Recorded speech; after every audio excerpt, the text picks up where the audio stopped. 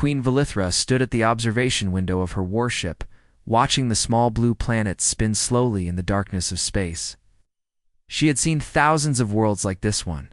Some were bigger, some were smaller, but they all shared one thing in common. They all eventually bowed to her empire. For 12,000 years, she had ruled the dominion of Keth.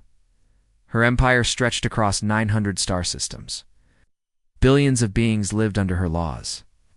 Hundreds of species had joined her dominion, some willingly and some through force. But in the end, they all learned the same lesson. Resistance was pointless. The Kathrani were not like other species. They did not age. They did not feel the rush of emotions that made lesser beings weak. They had evolved beyond such things long ago. Valithra herself had lived for over 15,000 years.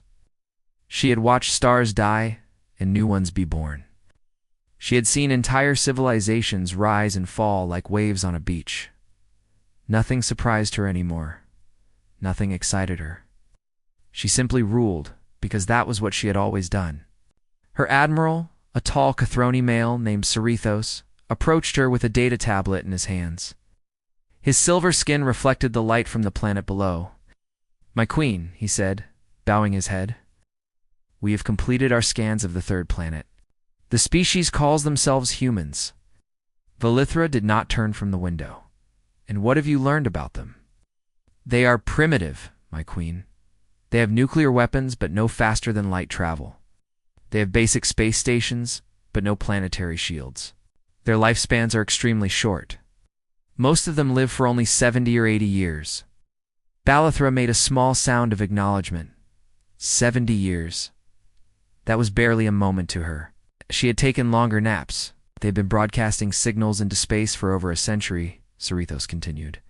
Radio waves, television signals, attempts at communication. They are clearly curious about life beyond their world. And now, they have found it, Valithra said quietly. Or rather, it has found them. She finally turned from the window and looked at her admiral. Her eyes were ancient and cold, like frozen silver pools. Send the standard message, integration or extinction. Give them one planetary rotation to decide. Cerithos bowed and left to carry out her orders. Valithra returned her gaze to the blue planet. She felt nothing as she looked at it. She had done this so many times before. The pattern was always the same. First came the fear, then came the desperate attempts at negotiation, came either submission or destruction. It was efficient. It was logical. It was the way of the Dominion. Within hours, the human world erupted into chaos. Her ships intercepted thousands of transmissions. World leaders argued with each other. Military forces scrambled to prepare defenses that would be useless. Religious figures spoke of the end times.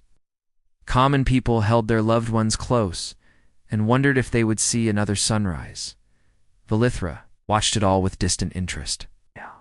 The humans were behaving exactly as expected, but then something unexpected happened. A single transmission cut through all the noise. It came from a place the humans called the United Nations. The message was calm and clear, delivered by a man with dark hair and steady eyes. His name, according to the translation, was Marcus Chen. To the ruler of the fleet above our world, he said, "We have received your message. We understand your terms. But before we give our answer, we have a request." Valithra raised an eyebrow. A request. That was unusual. Most species simply begged for mercy at this point. "We do not accept integration," Marcus Chen continued. "We do not accept extinction. We believe there is a third option that you have not considered. We ask that you come to our world and see us for who we truly are, not as a species to be conquered, but as a people with something valuable to offer." He paused, and his eyes seemed to look directly at Valithra through the screen. "Before you decide the fate of 8 billion souls, perhaps you should understand what you are asking us to surrender. We invite you to walk among us, see how we live, see how we love, see how we face our short lives with courage and meaning. Then, if you still wish to destroy us, at least you will know what you are destroying." The transmission ended. Cerithos looked at his queen with confusion. "This is highly irregular, my queen. Should I order the fleet to begin bombardment?" Valithra did not answer immediately. she was thinking, which was something she had not truly done in a very long time. The human's words had stirred something in her, not emotion. Certainly, she was beyond such things. But perhaps curiosity. When was the last time she had been curious about anything? She could not remember. No, she finally said, "We will not bomb them. Not yet." Cerritos looked surprised. "My queen, this human has made an interesting offer. He has asked me to understand what I would be destroying." She turned to face her admiral. "In 12,000 years of ruling this empire, no one has ever made such a request. They have begged, they have threatened, they've offered tribute, but no one has ever asked me to simply look." She walked toward the exit of the observation deck. "Prepare a shuttle. I will go to the surface myself. My queen, that is extremely dangerous. The humans are unpredictable. They could attempt to harm you." Valithra almost smiled. "Almost. I am 15,000 years old, Cerritos. I have survived assassination attempts from species far more dangerous than these short-lived creatures. And besides," she added, "I find myself curious. It has been so long since I felt that." She paused at the door and looked back at the blue planet one more time. "These humans have one thing that interests me," she said. "They know they are going to die, yet they still ask me to look at their world with pride instead of shame. That is either the greatest foolishness I have ever encountered or something else entirely." She left the observation deck to prepare for her journey. Cerritos stood alone, staring at the planet below. In his 3,000 years of service to the Queen, he had never seen her show interest in a primitive species before. He did not understand what was happening, but he had a feeling, deep in his ancient bones, that something was about to change. Something that had not changed in 12,000 years. The shuttle landed in a field outside a large human city, Valithra. Stepped onto the grass and felt the wind touch her face. The air was different here. It smelled of growing things, of water, of life. Her homeworld had not smelled like this in 10,000 years. Marcus Chen was waiting for her with a small group of humans. They looked nervous but determined. Valithra studied them with her ancient eyes. They were so small, so fragile. Their hearts beat fast like frightened birds, and yet they stood before her without running. "Welcome to Earth, Your Majesty," Marcus said, bowing his head slightly. "We are honored by your presence." "You should be afraid," Valithra replied. "I could order your world destroyed with a single word." Marcus nodded. "Yes, you could, but you are here instead. That tells me something important about you." Valithra did not respond to this. She simply waited for him to continue. "I would like to show you our world," Marcus said. "Not our weapons, not our governments, just our people, the ordinary lives they live. Will you allow me to do this?" She agreed, though she did not understand why. Perhaps it was the curiosity she had felt on her ship. Perhaps it was simply boredom after 12,000 years of the same patterns. Her scientists gave her a device that changed her appearance. To human eyes, she now looked like a tall woman with silver-gray hair and pale skin. Strange, but not impossible. She could walk among them without causing panic. For the next 30 days, Marcus Chen became her guide to humanity. On the first day, he took her to a hospital. Valithra had seen Cathroni medical facilities before, were clean, efficient, and silent. This human hospital was different. It was loud and crowded and chaotic. Humans rushed through the hallways, speaking urgently to each other. She watched a surgeon operate on a child for 14 hours straight. The child was a stranger to him. He had never met her before. She was brought in after an accident. Yet he worked without rest, his hands steady, his focus absolute. "Why does he do this?" Valithra asked Marcus. "This child is nothing to him." "She is everything to her parents," Marcus replied. "And to him, saving her is what gives his life meaning." Valithra did not understand. The Cathrani had eliminated such attachments long ago. They reproduced through science, not emotion.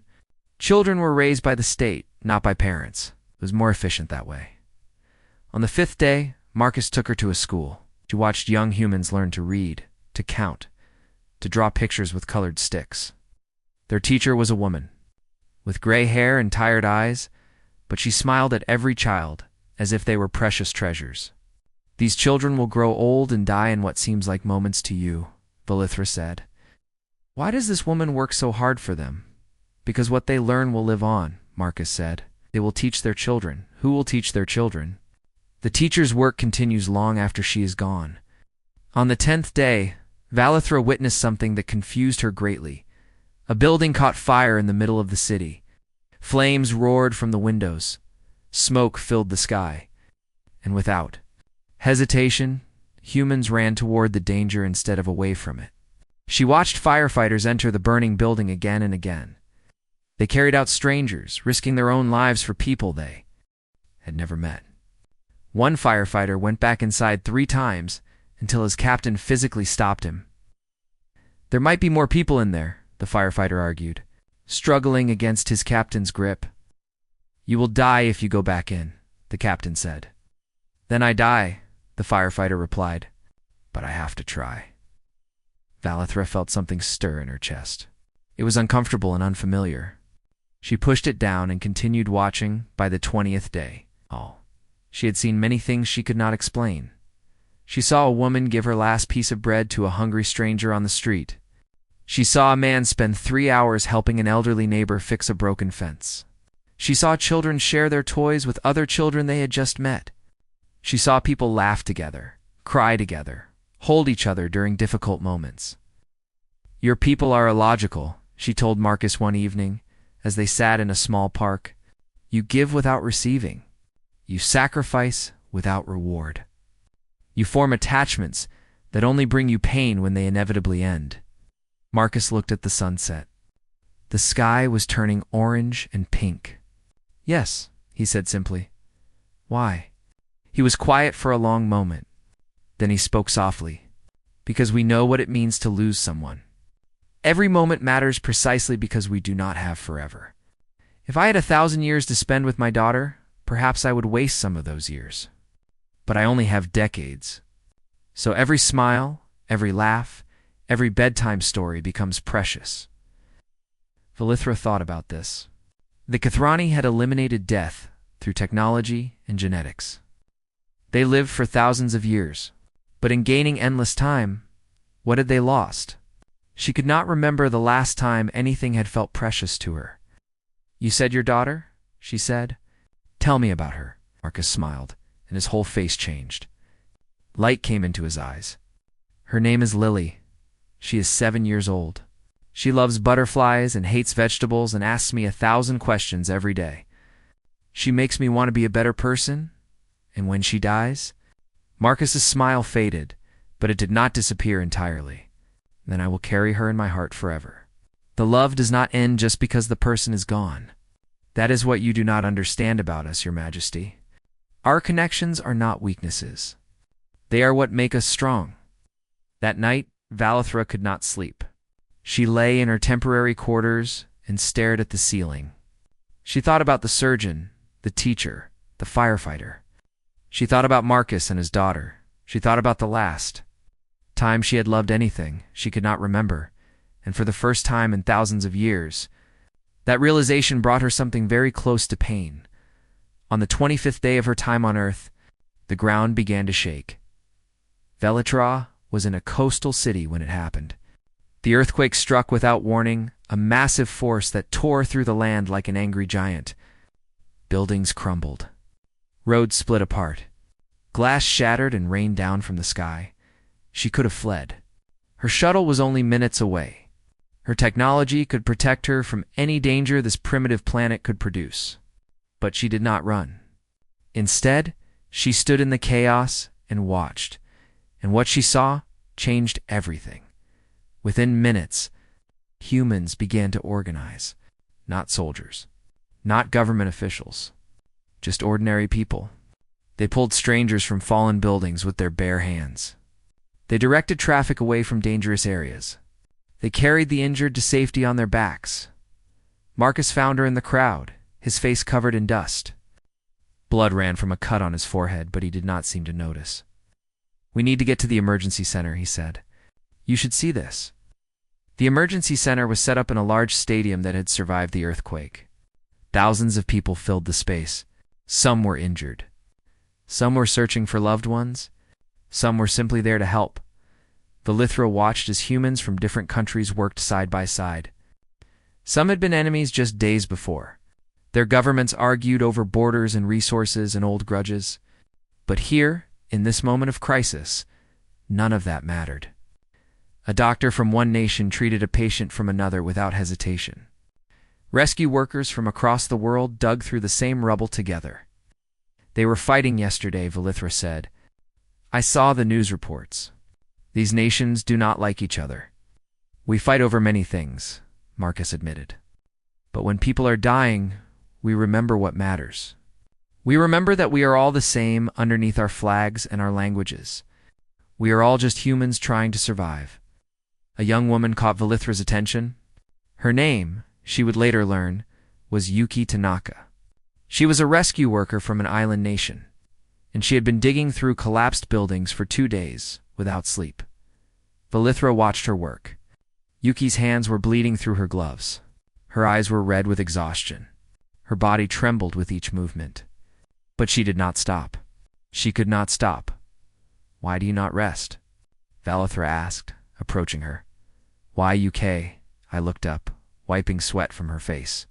There is a little boy trapped under that building. I can hear him crying. His mother is standing over there waiting for news.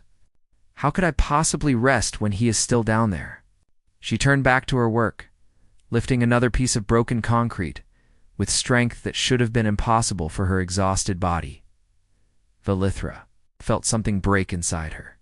Not physically. Something deeper.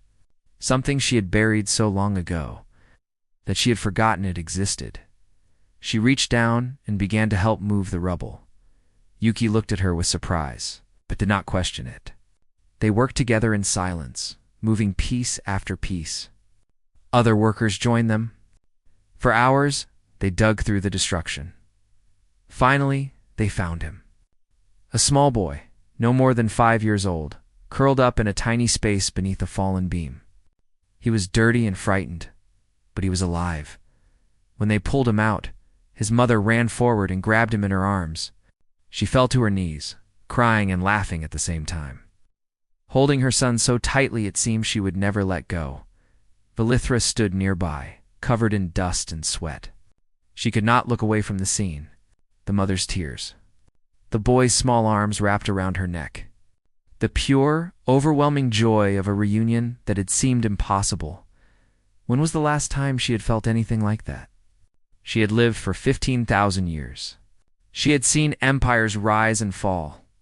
She had watched species evolve and go extinct. But she could not remember ever feeling the kind of raw, powerful emotion that this simple human mother was showing.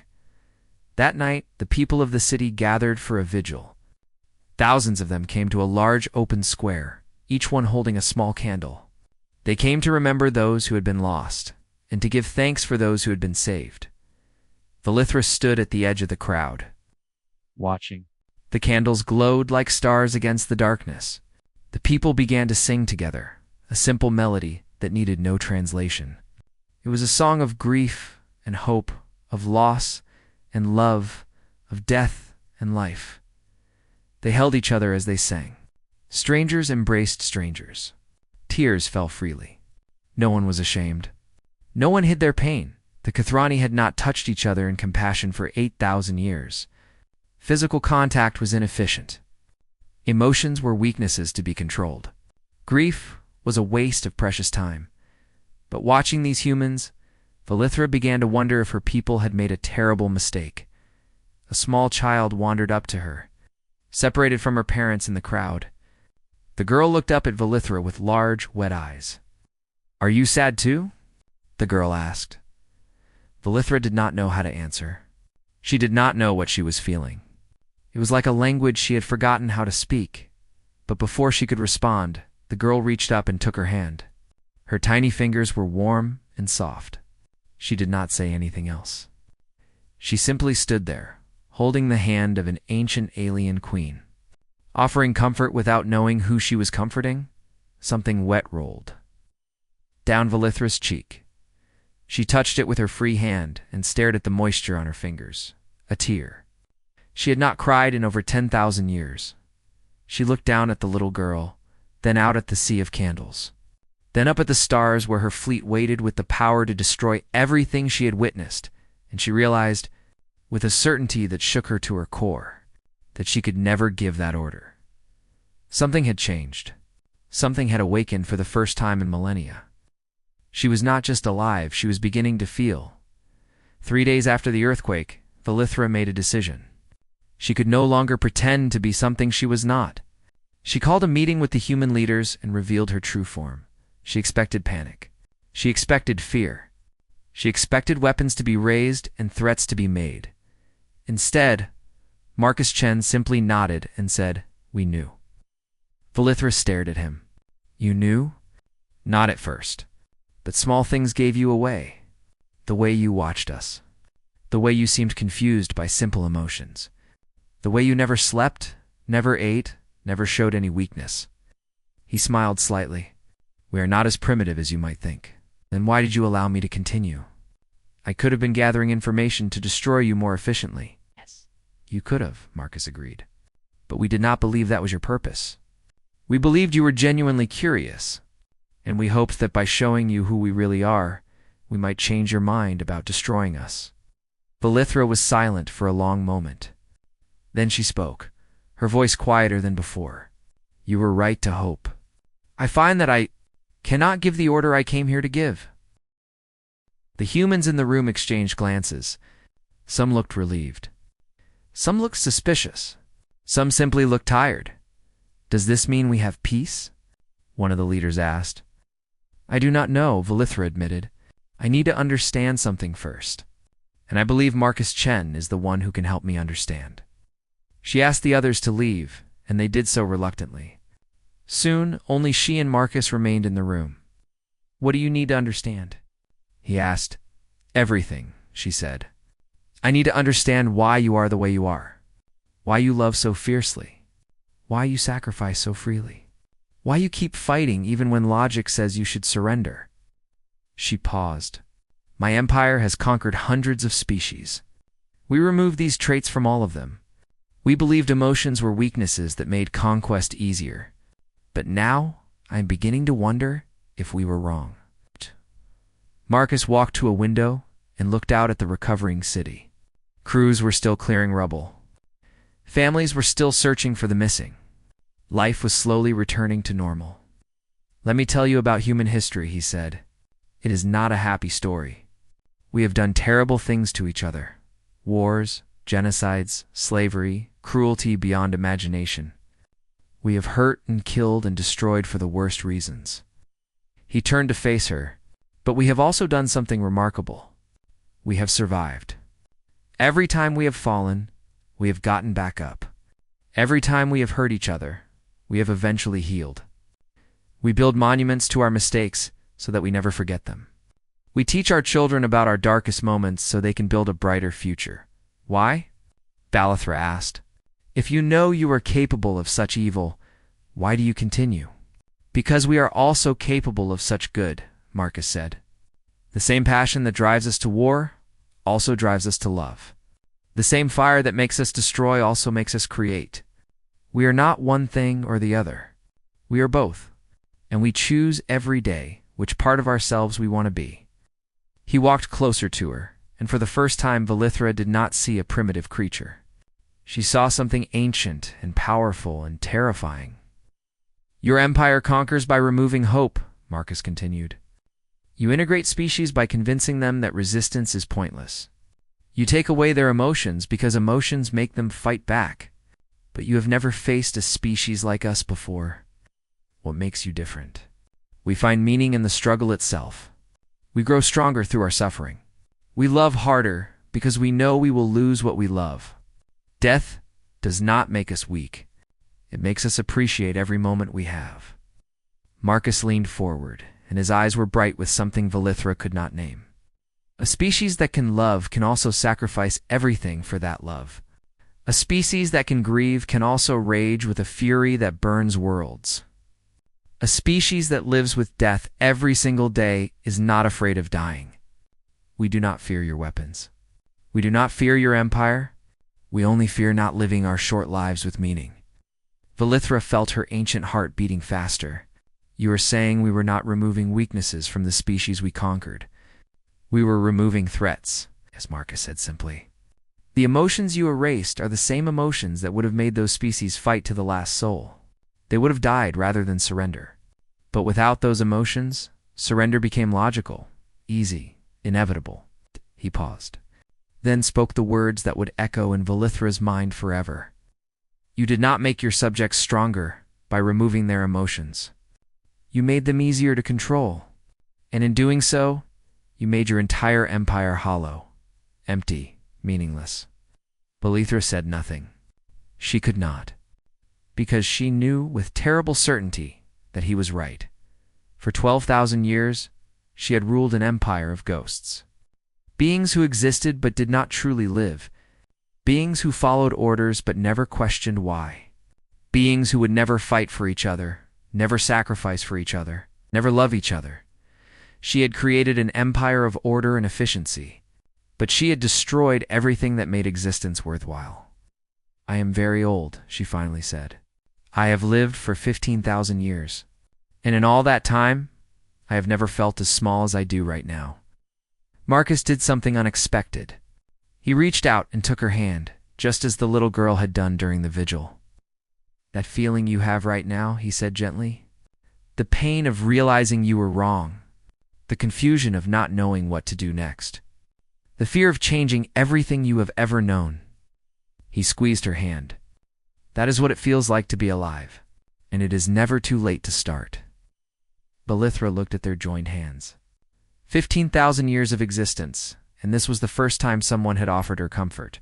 She did not pull away. What do I do now? She whispered. Now, Marcus said, you have a choice. The same choice every human makes every day. What kind of being do you want to be? What kind of empire do you want to rule? For the first time in 12,000 years, Valithra did not have an answer, but she was determined to find one. Valithra returned to her flagship alone. The shuttle rose through the clouds and left the blue planet behind, but she found herself. Looking back at it until it became just another point of light among millions, Admiral Cerrithos was waiting for her in the command center. His silver face showed no emotion, as was proper for a Kathrani. But Valithra could see the question in his eyes. My queen, he said, bowing, the fleet awaits your orders. Shall we begin the integration process? Valithra did not answer immediately. She walked to the great window that looked out at the stars. Her empire. 900 systems waiting for her command. Billions of subjects who had never known anything but her rule. Tell me, Cerrithos, she said, without turning around. When was the last time you felt joy? The Admiral was silent for a long moment. I do not understand the question, my queen. Joy? Happiness. The feeling of being truly alive. She turned to face him. When was the last time you felt any of those things? Cerrithos looked uncomfortable. This was not a conversation that Kathrani were supposed to have. Such emotions were removed from our species long ago. They were inefficient. They interfered with logical thinking. Yes, they were, Valithra agreed. But what if that was a mistake? Before Cerrithos could respond, Valithra walked to the main communication console. She entered her personal codes, giving her access to every system in the Empire. Every ship, every planet, every station would hear what she was about to say. She took a deep breath. It felt strange to need that breath, but she found that her heart was beating faster than it had in centuries. This is Queen Valithra, she began, her voice steady despite the storm inside her. I speak now to every being in the dominion of Keth. For 12,000 years I have ruled this empire with logic and order. I have conquered hundreds of worlds and integrated countless species into our collective. I believed that I was building something strong, something eternal, something perfect. She paused, gathering her thoughts. I was wrong. Across 900 star systems, billions of beings stopped what they were doing. This was unprecedented. Their queen did not make mistakes. Their queen did not admit weakness. Well, I've spent the last 30 days on a small planet called Earth, Valithra continued. Its people are called humans. They are primitive by our standards. They have no great technology, no vast fleet, no ancient wisdom. They live for less than a century, brief sparks in the darkness of the universe. Her voice grew stronger. And yet they have something we lost long ago. They love each other fiercely, knowing that death will eventually separate them. They sacrifice for strangers, expecting nothing in return. They face each day with courage and hope, even though they know their time is short. They feel grief and joy and anger and wonder, and these feelings do not make them weak. They make them strong in ways we cannot even understand. She thought of the surgeon working 14 hours to save a child, the firefighter running into burning buildings, the little girl holding her hand during the vigil, the mother clutching her rescued son. For 12,000 years, I believed that emotions were weaknesses to be eliminated. I removed them from every species we conquered. I thought I was making them stronger, but I was making them hollow, empty. I was taking away the very things that made their lives worth living. She felt tears on her face again. She did not wipe them away. Today, I am making a new choice. The planet Earth will not be integrated or destroyed. Instead, I am offering them something we have never offered any species before: alliance, partnership, friendship. She could imagine the shock rippling through her empire. This was madness. This was against everything they had ever known, and I am asking the humans to help us remember what we have forgotten: how to feel, how to love, how to truly live. It will not be easy. Many of you will resist. Many of you will think I have gone mad. Perhaps I have. But if madness feels like this, then I will gladly be mad. She ended the transmission and stood in silence. Sarita stared at her. His silver face was still emotionless, but something flickered in his ancient eyes. Was it confusion, fear, or something else entirely? My queen, he said slowly, what you are proposing will change everything, as Valethra agreed. It will. Many will resist. The old ways have worked for 12,000 years. The governors of the outer systems may rebel. The military councils may refuse your orders, and they will have to be convinced, or replaced. She met his eyes directly. But I believe that once they experience what I have experienced, they will understand. The hunger for meaning is not dead in us, Cerethos. It is only sleeping, and it is time to wake up. A message arrived from Earth. It was from Marcus Chen. Valithra read it aloud. We accept your offer of alliance. But you should know something about humans, Your Majesty. We are excellent teachers, but we are even better at second chances. Welcome to the beginning of something new. Hey. She smiled. It was an expression she had not made in over 10,000 years. Her facial muscles felt strange, forming the shape. But it also felt right. Send a reply, she told Cerethos. Tell Ambassador Chen that his queen is looking forward to her first lesson. Cerethos hesitated. Then, slowly, something changed in his face. The smallest softening of his features, the tiniest light in his eyes. As you command, my queen, he said, and then he added, in a voice barely above a whisper, I find that I am curious about these humans as well. Valithra nodded. Then come with me when I return to Earth. See what I have seen. Feel what I have felt. And together, we will bring these experiences back to our people. She turned to the window one last time. Somewhere out there, on a small blue planet, 8 billion humans were going about their lives, living, loving, losing, and finding the courage to keep going. They had no idea that they had just saved their world and changed an empire, but Valithra knew, and she would never forget. The Dominion of Keth would never be the same. Neither would its queen. The long process of learning to feel again would be difficult and painful and confusing. But for the first time in 12,000 years, that was exactly what made it worth doing. Valithra, ancient queen of 1,000 suns, looked at the stars she had ruled for so long, and she saw them differently now, not as territories to be controlled, but as homes to beings who deserved more than just order. They deserved meaning, and she was going to help them find it.